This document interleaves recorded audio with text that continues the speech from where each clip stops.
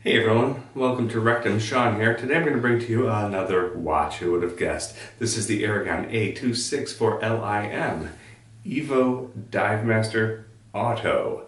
It's got a 45mm diameter. This does not include the crown.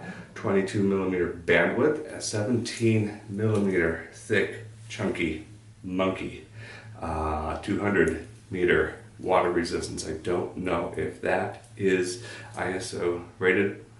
And we're going to turn the camera around and talk about some of the nice things about it, some of the drawbacks, see whether or not you would want to buy this and add this to your collection. It's in my collection. I like some things a lot. I like the solid feel of this watch, and this bracelet is unbelievably comfortable. As you will notice if you like engineer bracelets, they hug every curve of your wrist.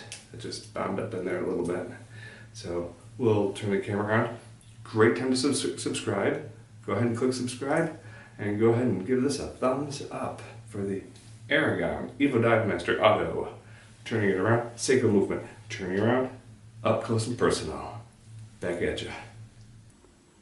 Hey, welcome back. As promised, this is the close-up of the Aragon Evo Divemaster in green. It's a really pretty shade of green. Let's look at that. So I'm going to go in depth a little bit more on this watch. It has a Seiko NH35A movement, which includes a date complication.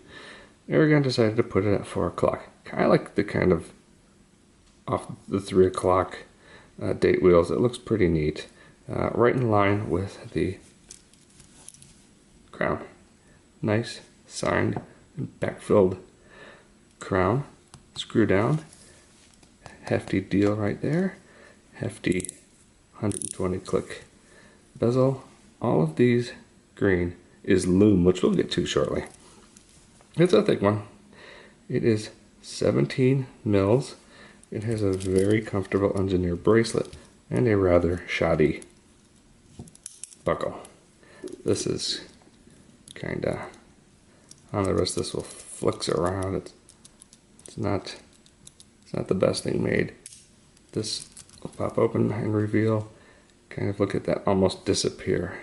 Stamped metal.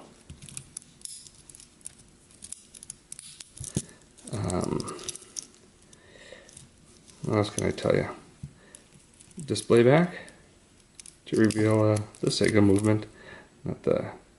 Nothing to write home about. They didn't bother. There's no prettying it up.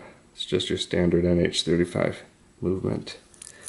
120 clicks. While I'm rambling, go ahead and click subscribe. Screw down, and let's do a little thickness check. I call this my new thickometer.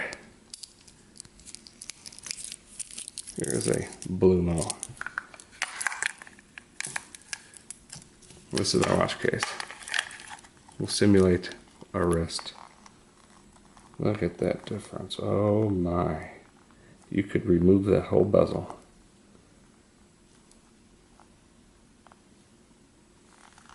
It's just kind of obscene.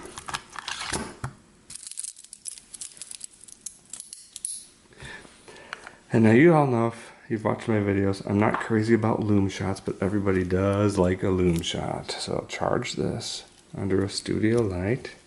It's already starting to go off to the races.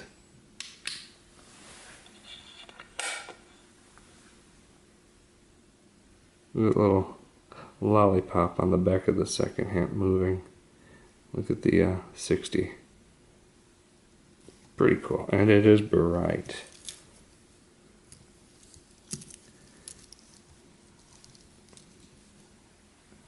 Turn the lights on again.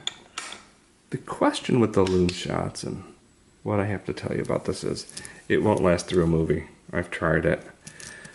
It's pretty bright for the first 3 minutes, and at 5 minutes it really starts tapering off. Aside from the lume, this clasp, and there's a little smudge at 6 o'clock. It's an alright watch. $130. I think you can probably get the same movement out of an Invicta for $100 and retain the 200 meter water resistance, and you have a rotating bezel. It's just my thing. This is an Aragon. It's a guy, his name is Wing Liang. He's the guy that came up with the company, ordered the watches, and sells them. They call it a boutique watch for that reason. Nothing one of a kind about it. Just has a pretty neat green sunburst effect on this dial. It's a neat looking watch. You know, it's got a $40 Seiko movement. It's a good movement. Powers a lot of Seikos. You can go out and buy a Seiko 5 for much less with a Seiko movement. Hacking, hand winding. That's about all I can tell you about this watch at this point. It's, you know, nothing super exciting. So if you liked it, please click a thumbs up. Thank you for watching. This is the Aragon. I will talk to you later. Go ahead and subscribe. Bye-bye.